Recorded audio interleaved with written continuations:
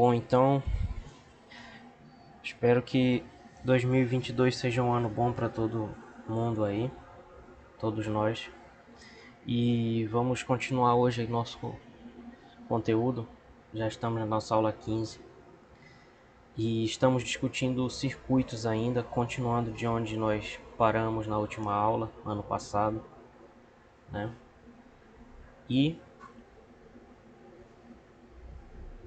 Desculpa. E hoje nós vamos falar sobre circuitos de mais de uma malha, né? Que está dentro desse capítulo 27 aqui, tá? Dentro desse tópico item número 7 lá do plano de curso. Só para a gente se situar, né, que eu fiz o plano de curso, então de todos aqueles tópicos lá a gente está no item 7. E para a gente se situar no livro também é o capítulo 27 do livro, tá? Beleza. Então, falamos sobre os circuitos de uma malha, né? Na aula anterior falamos sobre uma bateria com e sem resistência, que significa respectivamente uma bateria real e uma bateria ideal, né? E hoje nós vamos falar de circuitos com mais de uma malha, tá? E também sobre associação de resistores em paralelo, que é o que segue daí. Só um instante.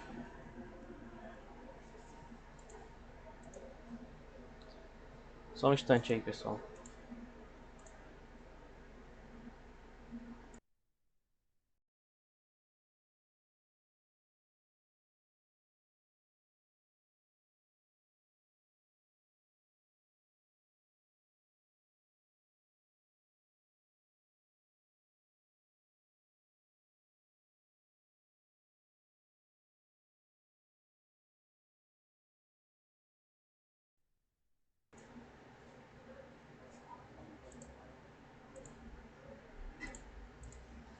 Pessoal, desculpa aí que chegou uma encomenda aqui para mim. Acontece. Mas vamos lá, voltando. Então hoje a gente vai falar de circuitos com mais de uma malha, né? E uma coisa que pode ser estudada a partir daí é a associação de resistores em paralelo, então nós vamos estudar isso também. Começando então, nós vamos ver um exemplo simples de resistor com mais de uma malha, o mais simples possível, né? Que é duas. E vamos estudar um princípio físico que nos permite resolver esse circuito, né? Que se chama a lei dos nós, tá bom? Então vamos lá. Em primeiro lugar, por que isso aqui é um circuito de duas malhas? Porque ele tem uma malha é um circuito dentro do circuito, né? Então, bom dia, Amanda. Então, nessa figura a gente percebe que tem esse circuito aqui da esquerda e esse circuito aqui da direita, né? Mas a gente chama esses pedaços do circuito de malha, na verdade, né? E a gente reserva o nome circuito para o circuito maior. Aí. Certo? Beleza, pessoal? Deu para entender essa diferença? Qualquer dúvida, é só falar. E aí, para facilitar o nosso estudo, nós vamos definir o que é um nó e o que é um ramo. São coisas diferentes. Tá? Os nós, eles são pontos onde vai estar vai ter mais de dois fios, basicamente. Então, se a gente tiver uma coisa assim, esse ponto aqui no meio é um nó. Se tiver três, vai ser um nó também, tá? Se tiver seis, aqui vai ser um nó também, entenderam? Então, um nó é quando mais de dois fios aqui se encontram. Porque se tem só dois, então na verdade isso é um fio só. Né? O da esquerda e o da direita e o da esquerda, na verdade é um fio só, então não é um nó. É só um ponto do fio. Agora, quando tem dois e tem mais um outro fio saindo, essa interseção aqui dos três é um nó, que a gente chama, certo? Então nessa figura aí, da direita, a gente consegue identificar que tem dois nós, certo? Esse aqui de cima, que é o ponto B, onde a gente percebe que tem esse fio da esquerda, o da direita e o de baixo, né? E aqui embaixo, ponto D, vai ser o outro nó, que tem esse fio da direita, da esquerda e o de cima aqui. São três, no mesmo ponto. Então esse circuito tem dois nós, que é o ponto B e o ponto D, certo? E o ramo, ele vai ser a ligação entre dois nós, certo? Então a gente percebe que tem três ramos aqui, porque tem esses dois nós e eles vão se conectar de três formas. Então eles podem se conectar aqui pela esquerda, vai ser o ramo da esquerda, o ramo esquerdo. Esse fio aqui do meio, onde tem esse resistor também, então vai ser o ramo central. E esse fio aqui da direita, o ramo da direita. Certo, pessoal? Deu para entender mais ou menos essa diferença aí? O que é um nó, o que é um ramo? Alguma dúvida por enquanto?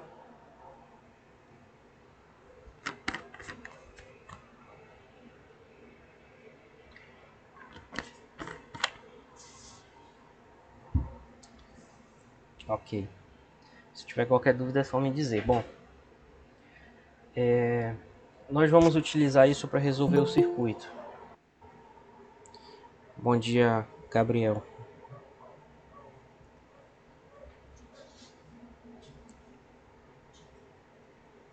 Ok.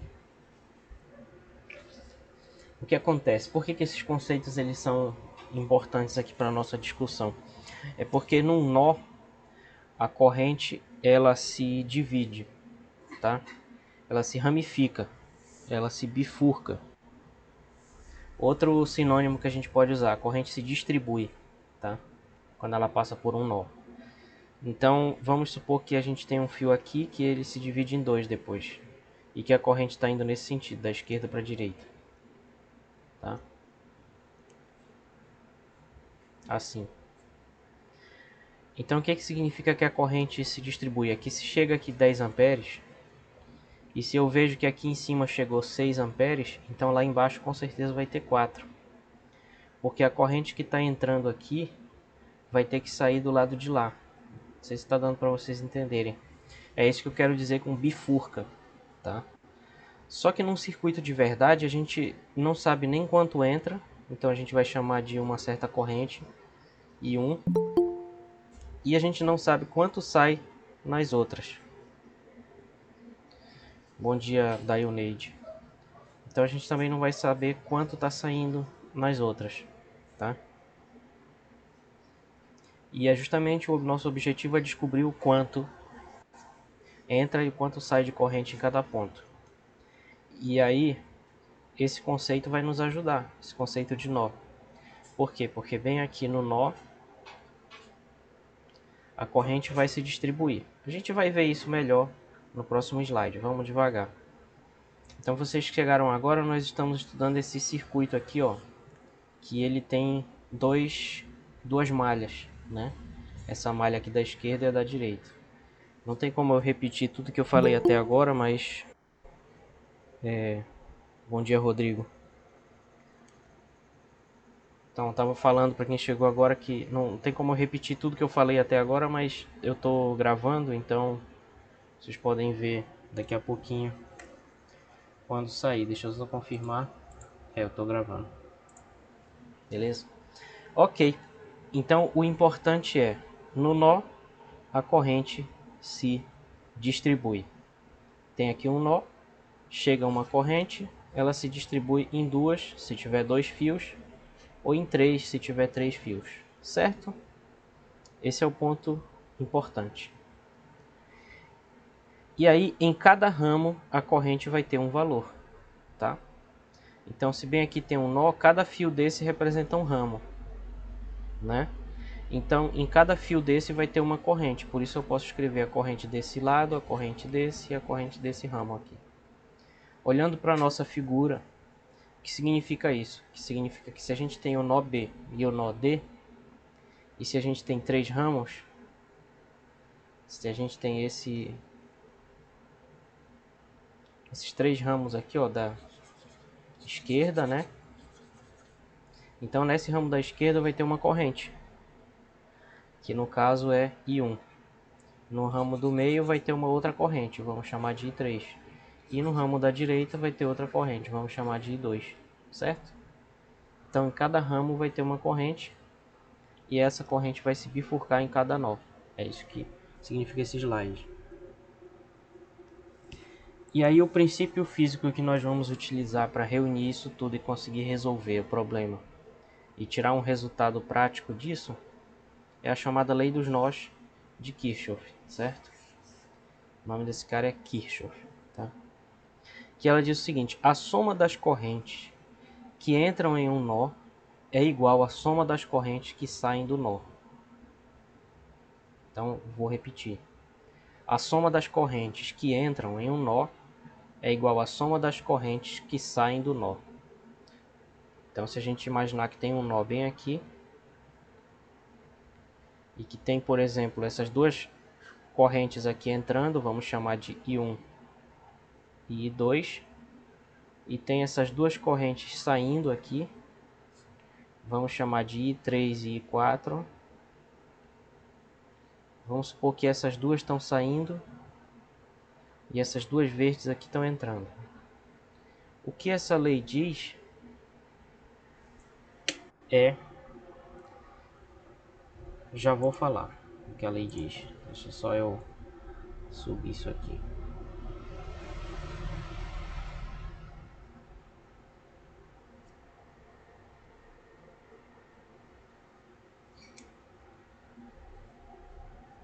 Então o que essa lei diz é que a soma das correntes que está entrando, no caso, entrando são essas duas aqui, que vai ser então I1 mais I2, vai ser igual à soma das correntes que está saindo, que no caso é I3 e I4. Então vai ser I3 mais I4, certo? Essa então seria a forma matemática dessa lei de Kirchhoff para esse exemplo que eu desenhei bem aqui. Isso é apenas um exemplo, tá? Nesse circuito aí do lado, que é o que nós vamos estudar, vai ser um pouquinho diferente, né? Mas o princípio é o mesmo. Então vamos aplicar esse princípio para o circuito aí do lado. Para isso a gente tem que lembrar que tem dois nós, que no caso é B e D. Então vamos estudar um de cada vez. Primeiro o nó B, esse aqui de cima. Não sei se vocês estão conseguindo ver aí, né? Pois é. Nesse nó, vamos representar ele aqui em cima. Desculpa. A gente tem que analisar as correntes que estão entrando e que estão saindo. E como é que a gente faz isso? É mais fácil do que parece, né? O procedimento é o seguinte: nós identificamos que tem 3 ramos, né? Esquerda, centro e direita aqui, que são as conexões entre os nós, certo? Em cada ramo vai ter uma corrente, então o que a gente precisa é dar um nome.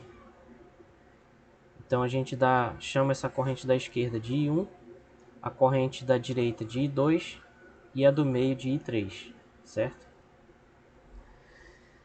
Depois vem uma pergunta que é: qual é o sentido dessas correntes? E aí, pessoal, não tem que se preocupar com isso. O sentido é qualquer um.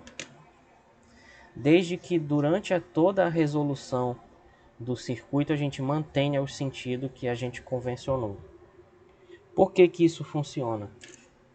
Porque a corrente é uma incógnita, né? Então, se a gente escolher o sentido errado, vamos supor que a gente escolheu essa corrente para baixo, mas na verdade ela era para cima. Então, se a gente escolheu ela para baixo, o resultado dela pode ser que dê menos 6 amperes se estiver errado. Mas isso só significa que o certo é ela para cima e positiva, tá? Então, tanto faz a gente escolher ela para cima ou para baixo. Não sei se está dando para entender. É arbitrário. A gente pode escolher o sentido que a gente quiser para as correntes, desde que a gente mantenha essa convenção durante toda a resolução do problema. Então aqui no livro, que essa figura eu tirei lá do livro, ele convencionou que essa corrente I1 ela está indo nesse sentido, a corrente I3 está indo nesse sentido, de cima para baixo aqui, e a I2 está indo aqui no sentido anti-horário, né? Então, com essa convenção, eu posso analisar o nó, né, que eu chamei de B. Então, com essa convenção, ó, a corrente I2 ela vem aqui, sobe e vai para cá. Então, em relação à corrente I2, em relação ao ponto B, ela está entrando, certo?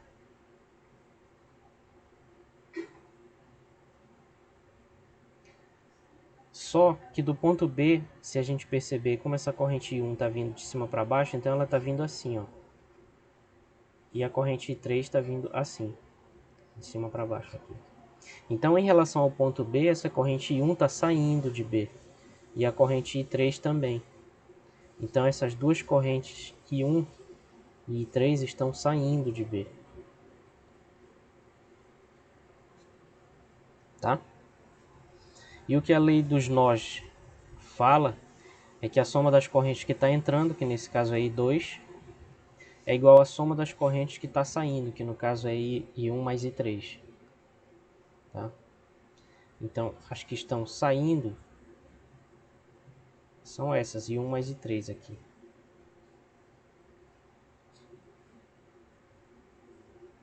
E as que estão entrando é na verdade só uma. Entrando na verdade é uma só, que é a I2. Certo? Então a soma das correntes que está entrando é igual à soma das correntes que está saindo.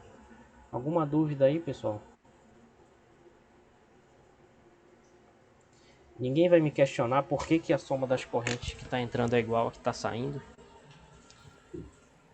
Professor, Ah, isso se deve porque é um circuito fechado e respeita aquele princípio da conservação de energia? é porque não exatamente a energia. A conservação da energia está relacionada com aquele outro princípio que a gente viu na aula anterior. Porque na aula anterior a gente ia somando e subtraindo potenciais, né? E potencial era algo assim, né? O potencial nada mais é do que energia sobre carga, né? Então aquele princípio da aula anterior, ele era a conservação da energia. Aqui é um outro princípio de conservação. Por quê? Porque corrente ela é carga sobre tempo, né? Então aqui nesse ponto B, a corrente vai ser uma certa carga Q2 que está entrando, dividido por um tempo. E aqui vai ser uma carga Q1 que está entrando, dividido pelo mesmo tempo. E aqui vai ser uma carga Q3 que está saindo, perdão, também no mesmo tempo. Então, no fim das contas, dado um intervalo de 1 segundo, eu vou estar dividindo por 1, né? Não sei se vocês entenderam a minha jogada, mas se passou 1 segundo, eu vou estar dividindo por 1. Então vai ter entrado uma carga Q1, uma carga Q2 e uma carga Q3. Então, na verdade, essa lei dos nós nada mais é do que a conservação da carga elétrica. Certo? É basicamente isso.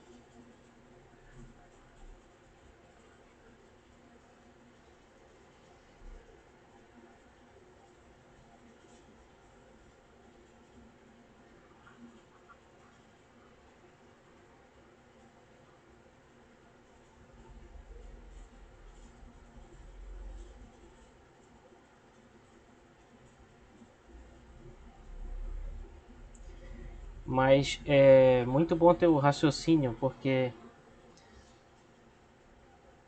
na verdade essas leis que a gente estuda não são leis assim, digamos, independentes, elas são consequências de a conservação de alguma coisa. Então, foi um bom chute não, uma boa resposta que você deu aí. realmente tem a ver com uma conservação. Só que nesse caso aqui vai ser a conservação da carga elétrica. Né? Que a conservação da carga diz isso aqui. Isso ocorre na prática, por exemplo, um circuito em que ocorra em algum ponto dele o efeito Joule, isso aconteceria, no caso da conservação da carga? Sim, a conservação da carga ela acontece em qualquer situação física. Até hoje não se detectou nenhum experimento em que a carga foi criada ou destruída, né? O efeito Joule tem a ver com a dissipação de energia na forma de calor. Então os elétrons eles estão passando aqui no fio, né? Estão passando aqui. Na verdade eles passam muito lentamente porque, enfim, isso é uma outra discussão. Mas o ponto é a temperatura que ele, o calor que ele vai fornecer tem a ver com a agitação que ele tem. Então é tipo como se o elétron tivesse tomado muito café, entendeu? Ele fica agitadão. Aí quando ele fica agitadão, ele esquenta o que tem ao redor. E isso não provoca nenhuma perda de carga, provoca só uma perda de energia, ou seja, ele vai passar a vibrar menos depois que ele passar pelo resistor. Entendeu? Ele vai ter perdido energia. O circuito perdeu energia na forma de calor e os elétrons vão ficar menos agitados por causa disso, mas a carga não vai ser afetada, porque a carga é uma propriedade do elétron em si, que não vai ser nem criada nem destruída pelo fato dele estar colidindo lá com o resistor, né? Ao passar por ele e perder energia. Não sei se deu para entender o que eu falei. Entendi, sim. E nesses nós, não- também não ocorre algo parecido com o efeito Joule, já que, por exemplo, entram cargas não, correntes divididas em um único ponto e se concentram, né, conservando a corrente anterior. Isso também não tem algum efeito Joule? Como assim? Seria uma perda de quê? De calor? Caso, não, eu digo assim no sentido de que, por exemplo, geralmente quando a gente tem algum equipamento ou vários equipamentos que Uhum. meio que sobrecarregam uma rede elétrica, geralmente tem aquela história de que os fios aquecem e tal. Aí nesse caso eu estou pensando assim, se por exemplo a, várias correntes, né, somadas em um único ponto, no caso do nó, se naquele ponto ali haveria algum aquecimento ou algo do tipo, já que estariam somando várias correntes.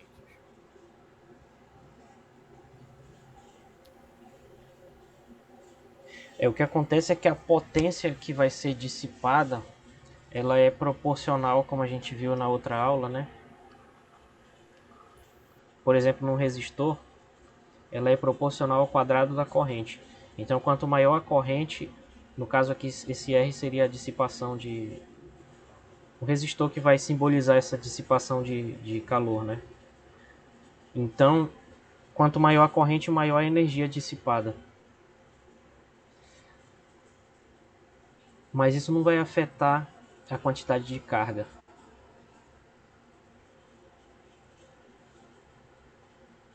porque são coisas independentes. A energia que vai ser dissipada aqui, ela tem a ver com o fenômeno mecânico, né, da colisão dos elétrons e tal, que se traduz num fenômeno termodinâmico, que é o calor. Mas isso não afeta a quantidade de carga, porque a quantidade de carga que entrar vai ser a mesma que vai sair. Talvez, não sei se eu estou tentando entender da maneira correta o que tu está falando, mas se tu está pensando algo assim. Se ele vai perder energia, quer dizer que os elétrons ficaram em algum lugar. É mais ou menos isso? Porque eles perderam carga? É mais ou menos isso? Não, porque, por exemplo, ali no Q2 haveria uma corrente de determinado valor. E já no Q1 e Q3 haveriam valores de correntes menores do que Q2.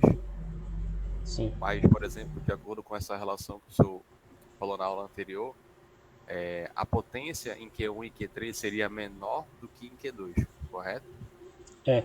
Se Então, tiver se um for... resistor, né, aqui. Sim, sim. Então, Resistores a aqui. minha pergunta era nesse sentido, se, por exemplo, se houvesse um resistor antes de um nó ser dividido, né, dividir uma corrente, eu poderia dizer que uma energia dissipada nesse resistor, ela é maior do que após a divisão dessas correntes, após o nó.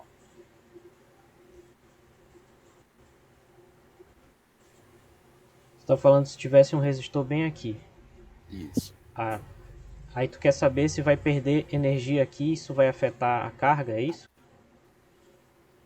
A potência. A potência caso houvesse resistores em Q1 e Q3, após o nó. Tá. A potência, ela vai ser uma energia por unidade de tempo, né? Então vai ter uma dissipação de energia aqui nesse resistor que vai ser, se a resistência dele for R, a potência vai ser R vezes I ao quadrado. Mas só que nesse fio inteiro, até chegar bem aqui no nó, a corrente não muda, mesmo que tenha um resistor no meio. A corrente vai ser uma certa I2, poderia ser, por exemplo, 5 amperes. Ela vai ser 5 amperes antes e depois do resistor, justamente porque é como se fosse uma corrida. Não sei se vale a pena eu usar essa analogia.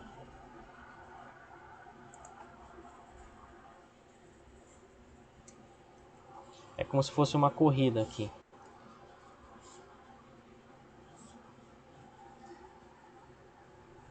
Por que a corrente vai ser a mesma? Porque é como se fossem pessoas correndo aqui. Uma corrida Naruto, vamos dizer assim. Certo?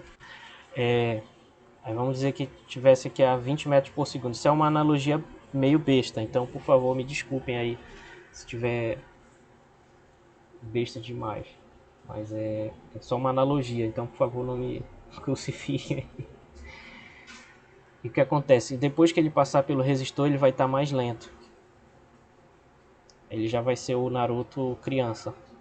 Aqui, ele vai estar correndo, digamos, a 10 metros por segundo. Isso aqui seriam os elétrons. É mais ou menos isso, tá? Não é bem isso.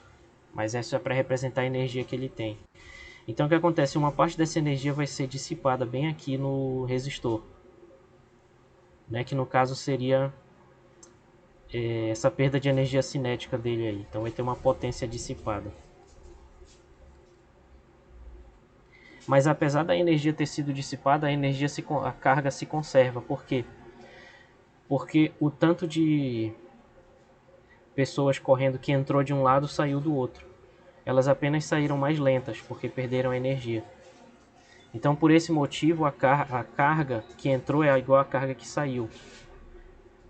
Né? Só que se a carga que entrou é a mesma carga que saiu, quando eu dividir isso pelo tempo, isso vai dar uma corrente. Então isso significa que a corrente que entrou é a mesma que saiu. Entendeu? Tipo, a quantidade de pessoas correndo aqui nesse túnel é igual a quantidade de pessoas que saiu aqui. Certo? Digamos 2 pessoas. Então isso aqui seria tipo a carga. A carga seria 2. E a energia está relacionada com a velocidade das pessoas. Por quê? Porque a energia cinética, vamos escrever assim, a energia cinética, ela é meio da massa velocidade ao quadrado. Então vai ter uma perda de energia, porque as pessoas vão sair mais devagar aqui desse túnel que é o resistor. Né? E essa energia dividida pelo tempo é que vai ser a potência dissipada. Eu juro que eu tentei explicar, mas eu não sei se eu consegui. Então se eu não conseguir tirar tua dúvida, por favor, me ajuda aí. Entendi sim, professor. Obrigado. Entendeu? Tá bom. Pois é. Muita onda, né? Obrigado pela pergunta aí, foi interessante pensar nisso. Que às vezes a gente acaba se acostumando com algumas coisas e isso tem um lado ruim, né? Que a gente para de pensar sobre essas coisas. Mas foi interessante pensar nesse problema.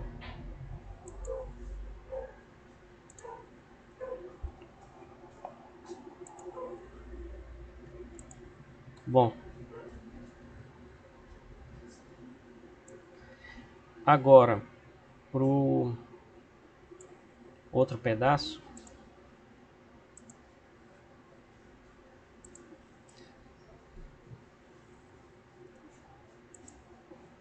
Pro outro pedaço aqui,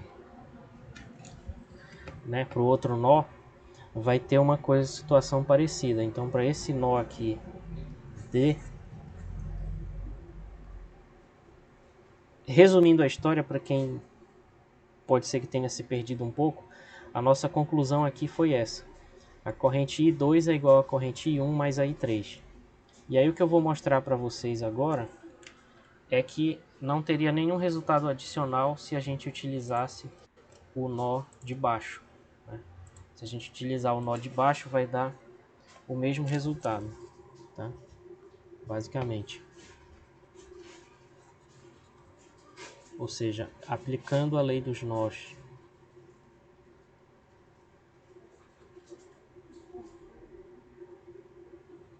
ao nó D, não há informação nova.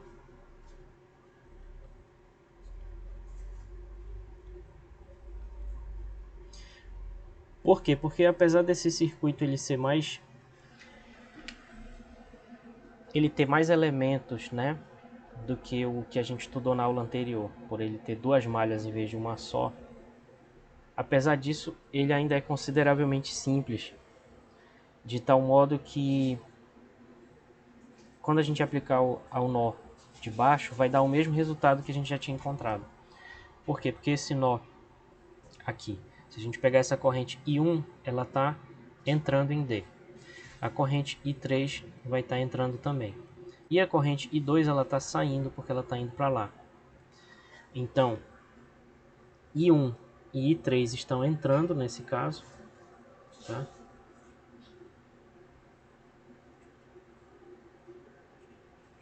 Enquanto que a corrente I2 está saindo.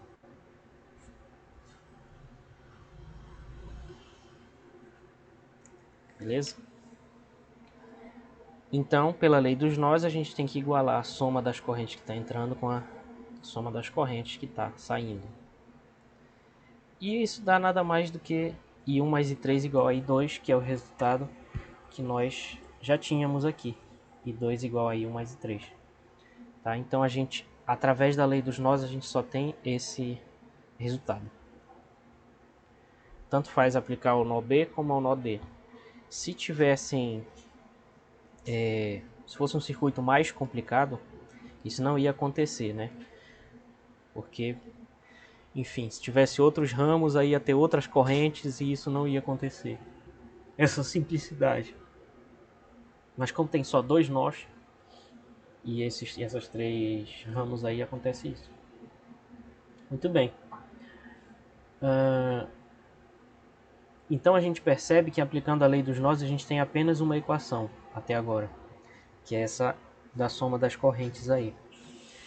Para que a gente consiga determinar então essas correntes, como nós temos três correntes e até agora só uma equação,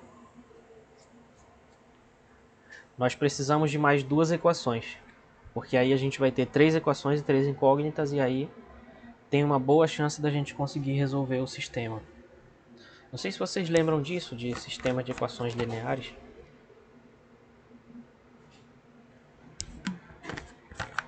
Hã? Bom,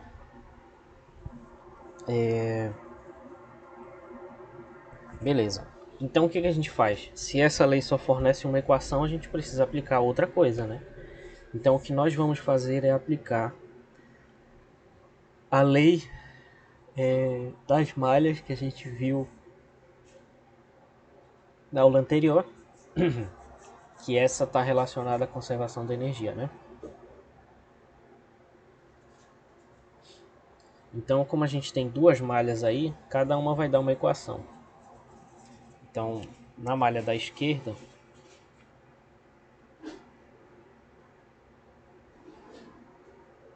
e na malha da direita, a gente vai obter cada uma equação. E aí a gente vai ter um sistema formado por três equações. Então vai ser essa daqui e mais essas duas que a gente vai falar devagar.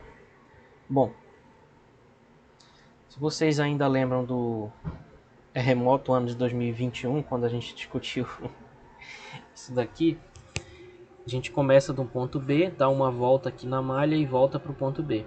É isso que a gente vai fazer. E aí a gente vai contabilizando, tá? Então aqui no ponto B a gente pode dizer que o potencial é zero, porque se eu não disser que ele é zero, ele apenas vai cortar aqui dos dois lados, então tanto faz. Aí a gente passou pela fonte no sentido da corrente, que é da esquerda para a direita, aí a gente somou a fém dela, né?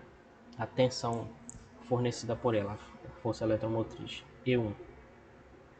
Aí passou pelo resistor no sentido da corrente, subtraiu a energia que foi dissipada nele, que é I vezes R. Nesse caso, I1, porque essa é a corrente que está nesse pedaço, R1, que é a corrente que está nesse o resistor que está aí nesse trecho. E depois a corrente vai passar aqui. A corrente não, né? Nós percorrendo o circuito, vamos passar por aqui. E aí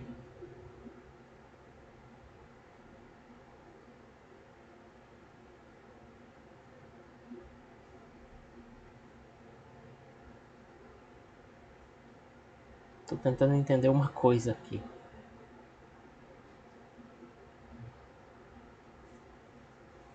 Deixa eu só confirmar se essa equação está certa. Porque eu prefiro parecer que não sei do que ensinar errado. É como eu imaginei, estava errado mesmo. É mais I3R3. Porque como a gente está percorrendo agora para cima, aqui para cima,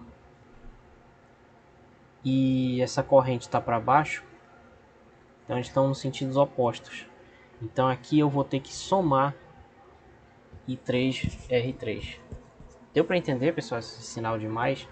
Alguém ficou em dúvida com esse sinal de mais? Eu posso tentar explicar de novo.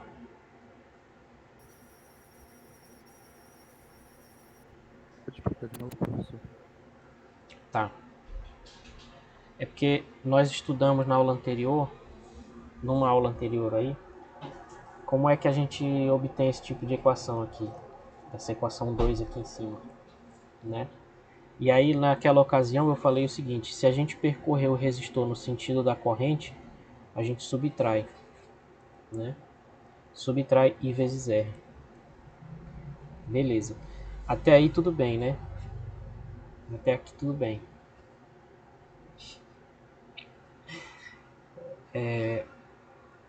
Porém, quando a gente vai percorrer, a gente tem que continuar percorrendo no mesmo sentido, né? Como se a gente estivesse caminhando no circuito. Só que quando a gente passa pelo R3, o sentido que a gente está caminhando é para cima, mas o sentido da corrente que está passando no R3 é para baixo, tá? Então, como agora o sentido que a gente está caminhando e a corrente tem sinais opostos, em vez de subtrair, a gente vai somar esse produto I3R3. Então, quando a gente passa no sentido da corrente, a gente subtrai. Quando a gente passa no sentido oposto da corrente, a gente soma. Por quê? Porque essa energia não foi dissipada nesse sentido que a gente está percorrendo. É como se a gente estivesse voltando no tempo ao passar nesse sentido. Então, a diferença de potencial que vai ter depois e antes vai ser positiva, porque o potencial é maior aqui em cima. Então, ao passar desse ponto para esse, o circuito está ganhando potencial aqui, porque a energia está sendo dissipada de cima para baixo. Não sei se deu para entender melhor agora.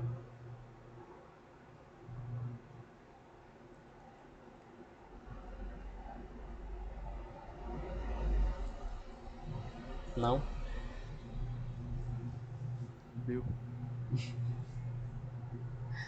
Eu senti muita firmeza. Se tu quiser, eu posso tentar buscar algum outro recurso aqui. Isso aí. Beleza. Mas tá bom. Se você fala, eu acredito. Então vamos lá. E na malha da direita vai ser a mesma coisa. E agora a gente não vai ter esse problema aqui na malha da direita partindo de B, né? Porque agora as duas correntes vão estar no mesmo sentido que a gente vai percorrer aqui, que nesse caso é o sentido anti-horário, né? Então ao passar pelo R3 nessa outra malha, tá? Esqueçam a primeira malha, agora a gente está na segunda, que é essa aqui. Ao passar por aqui, a gente vai perder essa energia I3R3, que é essa corrente vezes esse resistor. Depois a gente vai passar pelo resistor R2, que também vai passar no sentido da corrente, então a gente também vai subtrair. Então subtrai I2R2. E aí a gente vai passar pela fonte no sentido inverso do sentido positivo da fonte. Então a gente tem que subtrair em vez de somar. Por quê? Lembrem de novo da primeira malha, tá? Então pausa, vamos voltar para a primeira malha para usar como exemplo. Nessa primeira a gente percorreu nesse sentido, que concorda com o sentido do E, então ele era positivo. Agora a gente está voltando para a malha da direita, nós vamos percorrer nesse sentido aqui, que é o sentido oposto do que ela aponta, então agora a gente vai subtrair, certo? Então por isso que fica essa equação aqui. Agora juntando essas três equações nós temos um sistema, e esse sistema nós podemos resolver, e a solução seria essa aqui, mas eu acho que está errado esse resultado, porque enfim, o resultado que eu dei aqui estava com o sinal trocado, então deixa eu só encontrar uma coisa aqui, pessoal. Deixa eu só encontrar aonde eu resolvi esse negócio. Bom dia, Cícero. E aí eu tenho que me lembrar quando, onde e por que eu fiz esse cálculo.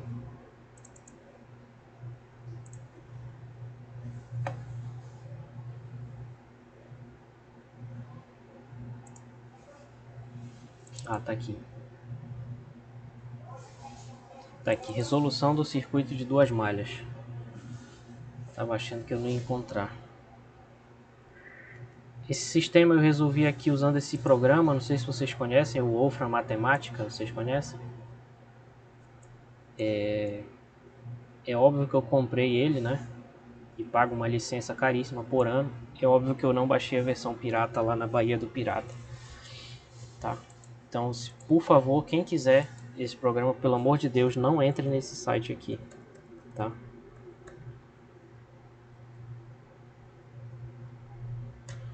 Por favor, não façam isso.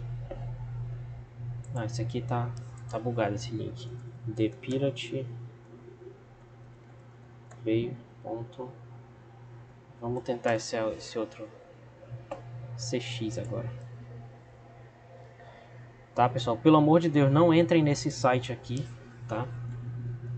Não façam isso de jeito nenhum. Vou mandar o link para vocês não entrarem, tá? E quem quiser baixar o programa, por favor, não use esse site para baixar esse programa, beleza? Que eu não fiz isso, não quero que ninguém faça. Tá. Então deixa só eu corrigir meu resultado. Aqui era E1 menos I1R1, tá? Menos I1R1 mais I3R3. Tá certa a equação. A outra tá certa também. Ah, então tá certo, beleza. É o resultado que eu tinha colocado aqui mesmo. Se alguém quiser isso aqui, eu posso mandar depois no WhatsApp. Mas tem que pedir, senão eu vou esquecer. Beleza. Então nós temos um sistema linear de 3 equações com 3 incógnitas, que para quem gosta de... Não é a chave, é outro esquema aí, enfim. O sentido, Breno, respondendo tua pergunta de 5 minutos atrás, o sentido da corrente é arbitrário. Porque quando a gente resolve, é que a gente vai descobrir qual é.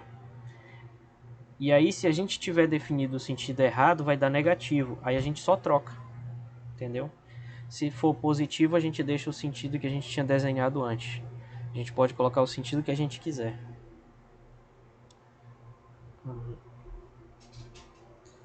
Tá, isso muito bem. Estou orgulhoso de vocês que vocês não vão fazer isso. Muito bem, então resolvendo aquele sistema, a gente encontra essa solução aqui. Para a corrente I1, I2 e I3.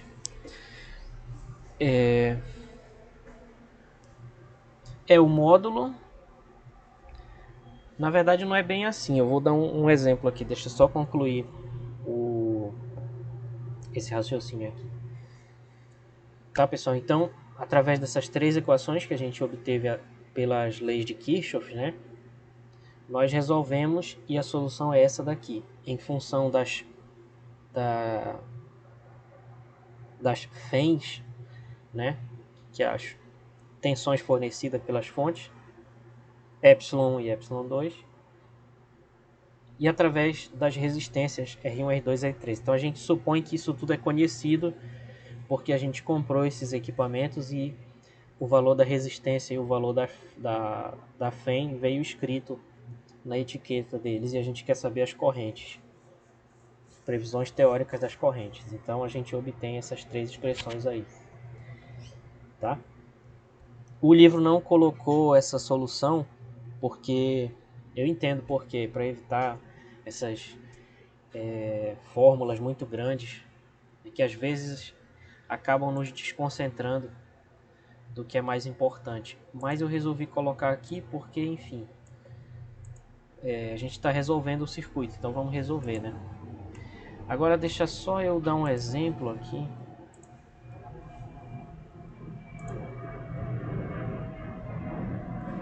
Vamos supor o seguinte, ó.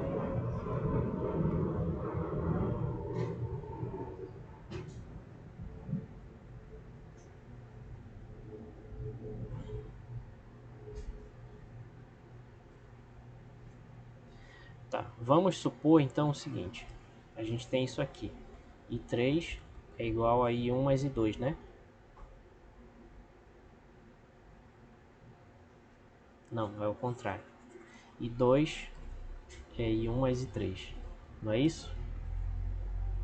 Tá. Então vamos supor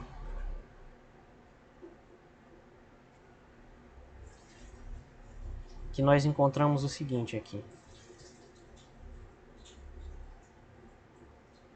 A gente encontrou I1 igual a menos 6 amperes. I2. Vou deixar por último porque eu estou inventando agora o exemplo, então eu tenho que pensar devagar. Vamos supor que a gente encontrou que o I3 é mais 10 amperes. Então o I2 vai ser 4, né? Então vejam que foi respeitado. Vamos supor que a gente encontrou esse resultado aqui. Então, ok, né? Ok. Por quê? Porque a gente percebe que I1 mais I3 vai ser menos 6 mais 10, que é igual a 4 amperes, que é a corrente I2, então ok com o nosso resultado. Mas o que significa dizer que I1 é menos 6 amperes? Significa que é a mesma coisa que eu dizer que na verdade eu defini o sentido dela errado e que ele não era para baixo, era para cima. Então uma corrente para baixo de menos 6 amperes é a mesma coisa que uma corrente para cima de mais 6 amperes, é a mesma coisa. Foi isso que eu quis dizer. Então isso era a mesma coisa que eu ter dito no início que na verdade o I1 era para cima. E se eu tivesse feito o I1 para cima, eu ia chegar direto no resultado positivo. Não sei se deu para entender. pessoal. O que eu quis dizer é isso que significa que o módulo que o sentido da corrente é arbitrário. Não sei se deu para entender, pessoal.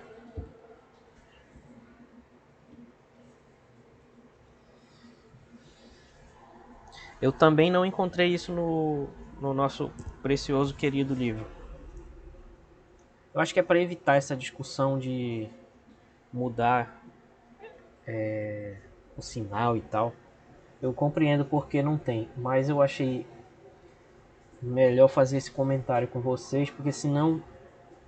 Por que é arbitrário? É arbitrário porque, enfim, esse é o motivo. Porque é uma questão de convenção. Então, na verdade, se eu tivesse feito isso tudo, era a mesma coisa que eu ter dito no final das contas que 6 mais 4 igual a 10. Ou seja, a nova I1 aqui, somada com a nova I2, que é a mesma, seria I3. Então ia mudar a expressão. Ó. Ia mudar a expressão, mas ia manter a lei. Porque quando eu substituísse aqui no nó, agora I1 e I2 estão entrando. Então, de fato, I1 mais I2 estão entrando, vai ser igual à corrente que está saindo, que é I3. Então, não influencia. Certo? Muito bem. Bom, e a associação de resistores em paralelo, ela é uma consequência desse estudo aí. Mas antes, ficou alguma questão ainda em relação a essa primeira parte da aula?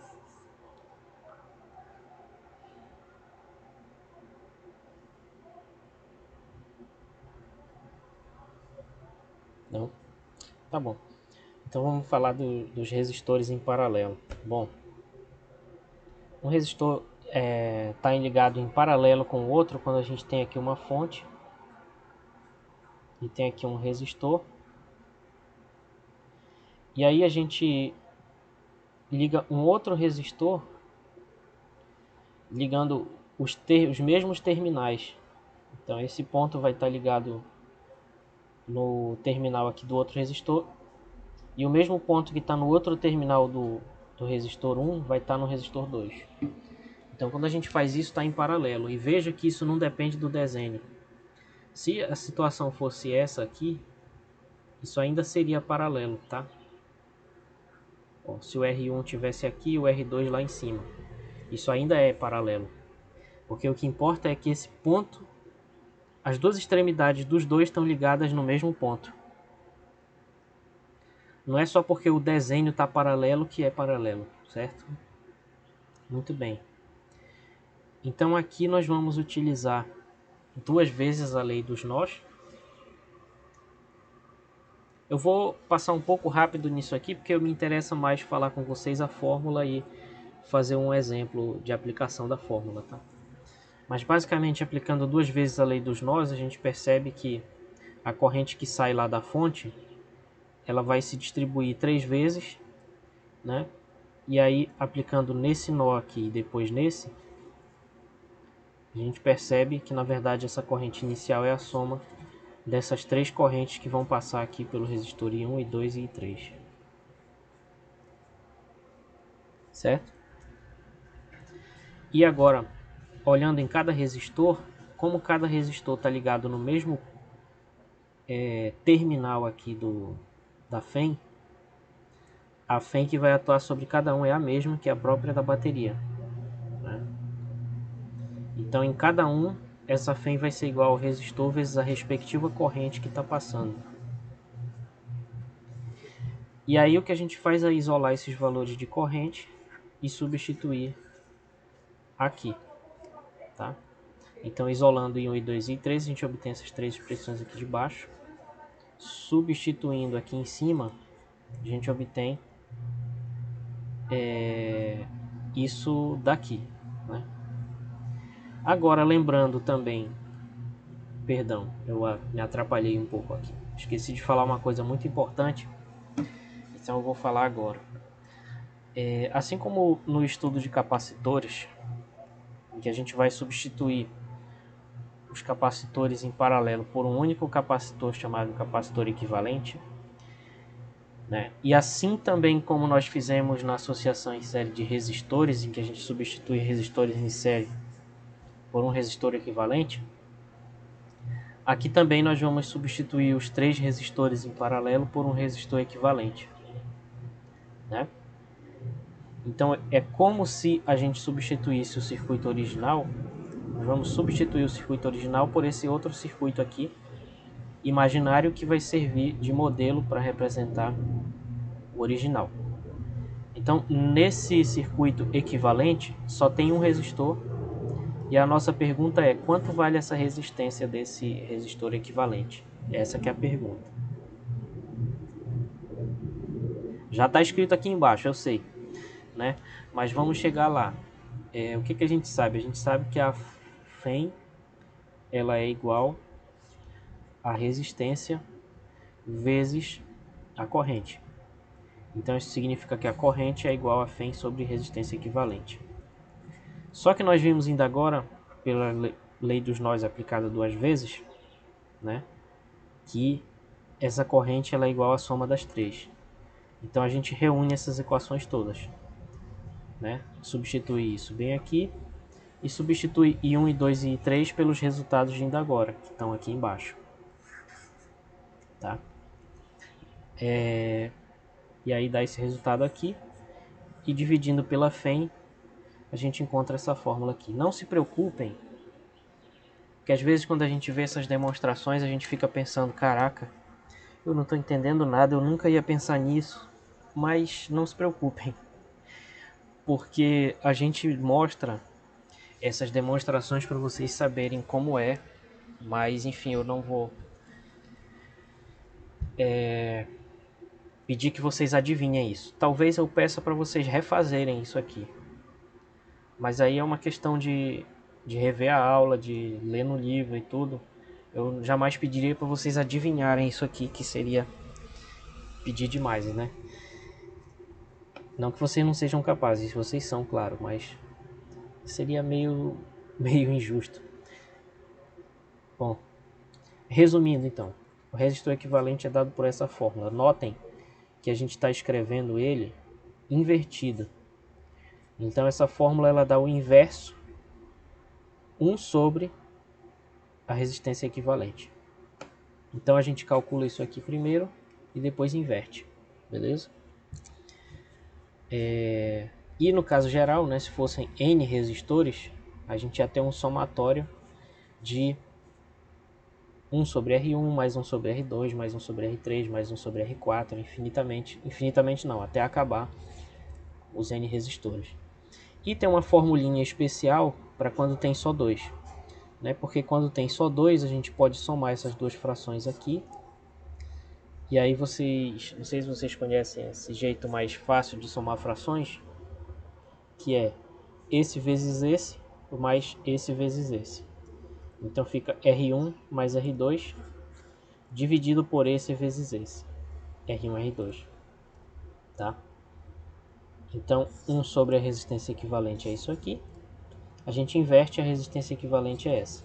Então quando forem só 2 resistores, a gente tem essa fórmula mais simples aqui, que já dá direto a resistência equivalente, que é multiplica os dois e divide pela soma, né? Fácil de lembrar, né? Então vamos ver essa fórmula aplicada nesse exemplo bem aqui, em que a gente tem uma FEM de 220 volts, que nem vai entrar no cálculo, e a gente tem 2 resistores em paralelo. A gente tem um resistor que a gente poderia chamar de R1 aqui, que é 10 ohms, e um outro que a gente poderia chamar de R2, que é 200 ohms. Calcule a resistência equivalente. Bom, a gente pega a fórmula, né? É o produto dos dois dividido pela soma. E depois calcule a corrente. Então o produto dos dois vai dar 10 vezes 200, que é 2000, e a soma vai dar 210. Então a resistência equivalente é 200 sobre 21 ohms, que é aproximadamente 9,52, né? Quase 10. E na letra B, calcule a corrente, certo? Então a letra A é calcule a resistência equivalente, a letra B calcule a corrente. Então a corrente vai ser dada por essa expressão aqui. como sempre. Então basta pegar Fm e dividir pelo resistência equivalente. Fazendo essa divisão, né, vai ficar 220 dividido por... Eu botei na forma de fração aqui para dar um resultado mais exato. E aí, fazendo esse cálculo, dá 23,1 amperes. Certo?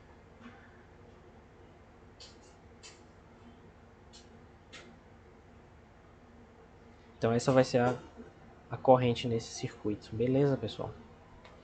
E a gente vai concluindo então. E eu só botei aqui esse quadro que dá um resumão, né, das fórmulas de associação de resistores e capacitores. O meu jeito de memorizar essas 4 fórmulas é ter tipo uma âncora bem aqui. Essa foi a única que eu consegui memorizar de fato, essa primeira. Eu sei que a resistência equivalente de resistores em série é a soma das resistências. Então, daí eu já sei que em paralelo vai ser diferente. Vai ser essa outra fórmula aqui, que é o inverso é igual à soma dos inversos. Foi assim que eu memorizei. E aí os capacitores vai ser o contrário. Vai ser o contrário. Então assim dá para memorizar as 4. Que nem precisa, né? Porque está no livro, mas enfim. Apenas um resumão aqui para a gente ter isso na cabeça. Então nos capacitores vai ser o contrário. A capacitância equivalente em série é que vai ser dada pela soma dos inversos, enquanto que em paralelo vai ser simplesmente as somas. Tá? E tem uma justificativa para isso? Claro. O que acontece é que para um resistor, a resistência ela é proporcional à tensão, certo? Enquanto que para um capacitor, como a capacitância é carga sobre a tensão aqui, a capacitância é esse Czinho, então para capacitores a tensão vai ser inversamente proporcional à capacitância, né? Então essa é a razão dessas fórmulas de resistores e capacitores serem o inverso uma da outra, né? E é isso. Então fica aí esse resumo de como calcular resistência equivalente, capacitância equivalente em série e em paralelo. São essas 4 fórmulas, como está lá no nosso livro.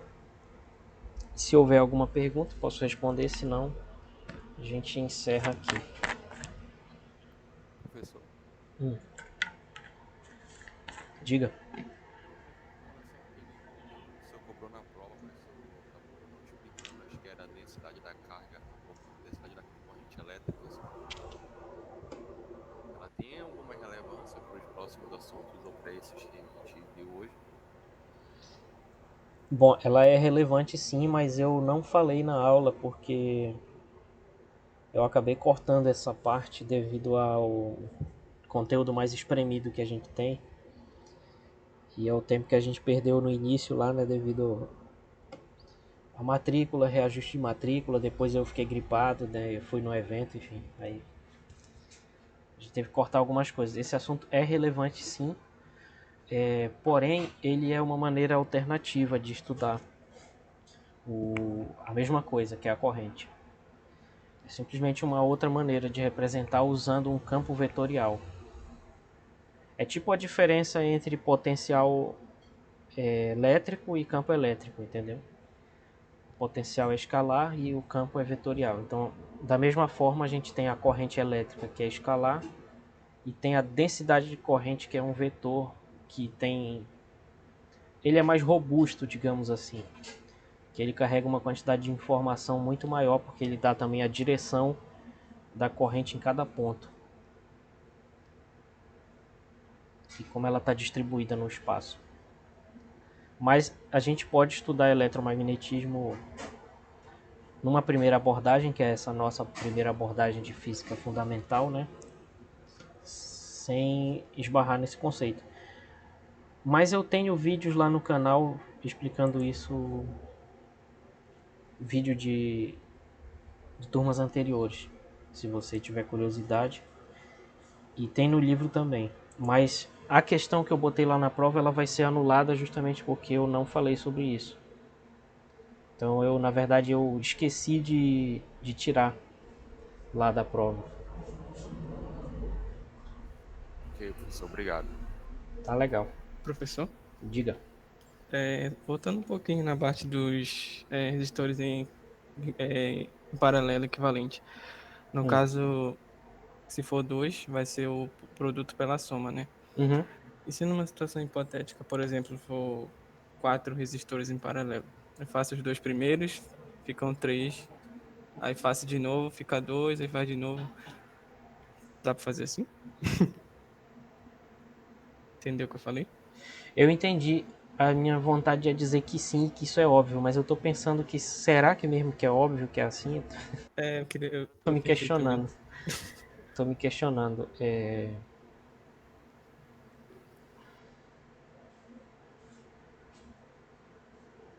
Eu acho que sim, eu acho que sim. Deixa eu só pensar aqui no que tu falou. Vamos pensar com 3 mesmo. Só para responder a tua primeira pergunta, se fossem 4 resistores em paralelo, a resistência seria essa aqui. O inverso dela, melhor dizendo, seria isso aqui. 1 sobre R1, mais 1 sobre R2, mais 1 sobre R3, mais 1 sobre R4. Aí lá no problema tu tem que dar um nome para cada resistor, para que cada um seja um desses aqui. Mas a fórmula seria essa. Tá, aí a segunda questão, né? Vamos ver. Se fossem 3 resistores, aqui.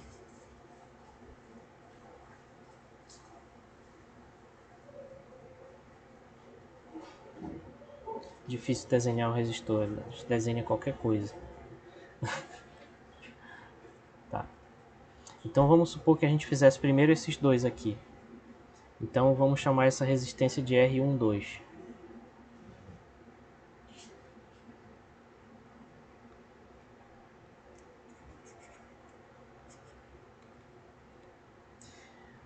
Tá, então essa resistência R12 vai ter uma resistência equivalente, ela é equivalente por essa fórmula aqui, né?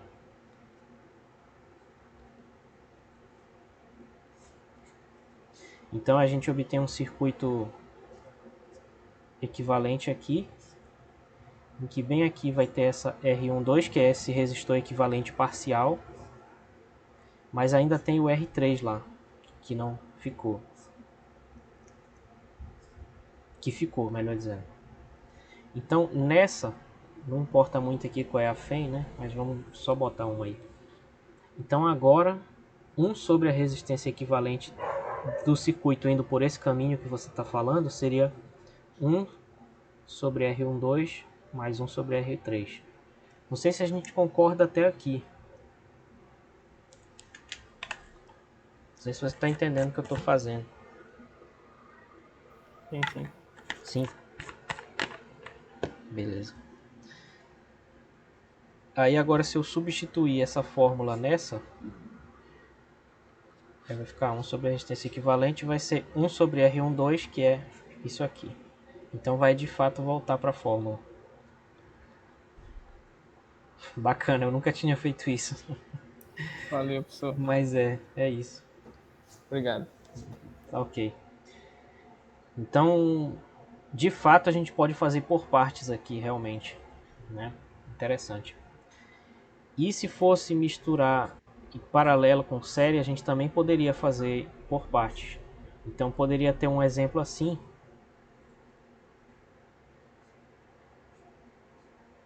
que é mais próximo da realidade, né? Na realidade é uma mistura doida de paralelo e série, não é só uma coisa nem só outra. E se fosse nessa situação aqui, matematicamente trivial, né? E se fosse essa daqui, aí a gente poderia calcular aqui uma resistência equivalente em série, aliás, em paralelo, né?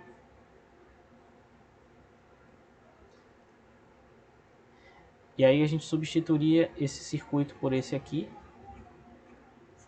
em que bem aqui vai ter essa resistência e aqui embaixo vai ter a outra.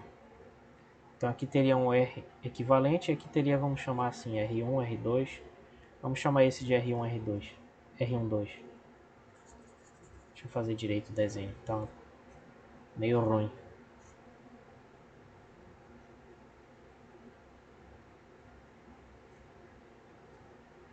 né? Então aqui teria o R1, 2 e aqui o R3. E aí a gente faria por partes esse problema aqui, né? Deixa eu só buscar uma separação aqui.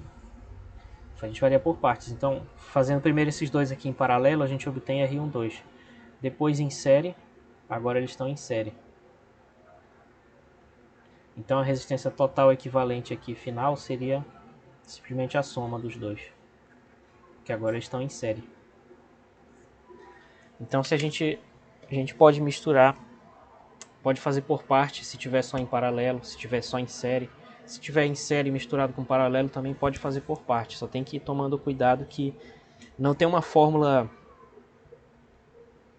A gente não pode aplicar a fórmula do paralelo direto para esses três aqui. E nem a fórmula de resistores em série direto para esses três aqui. Tem que identificar onde está em paralelo e fazer. E depois onde está em série e fazer também, assim aos poucos. Certo? Já vou dar uma dica para vocês olharem no site. Olhem no meu site aqui. Que tem cursos anteriores. Física 3. Tá? Tem 3 turmas de Física 3 com material aqui. Se vocês olharem aqui na turma de Geologia, tem umas provas, tá? Provavelmente aqui na segunda avaliação, ó, vou colocar alguma coisa parecida com essa questão bem aqui, essa questão 3. Então vocês conseguem identificar aqui o que está em série, o que está em paralelo, né? Qual vai ser a resistência equivalente entre um ponto e outro. Uma questão aí, uma dica para vocês pensarem, que está resolvida aqui numa turma anterior, tá? Não sei se é essa segunda aqui, eu acho que é. Mas nesse tempo aqui eu botava toda a resolução. Essa segunda aqui foi uma exceção que teve conta demais, mas enfim. Não vou passar assim para você. Que a gente vai aprendendo com o tempo, né? Mas tá aqui. Terceira. Enfim, tem vários materiais para vocês darem uma olhada aí dessas 3 turmas anteriores de Física 3 aqui. Tá? É isso. Mais alguma questão, pessoal, por enquanto?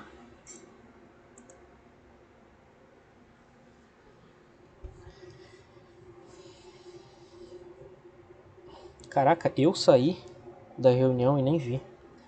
Tá. Então, bom dia pra vocês aí. A gente se vê de novo na quinta-feira, então. Vou postar o vídeo aí, os slides depois, aí a gente se vê na quinta. Valeu, pessoal. Até a próxima.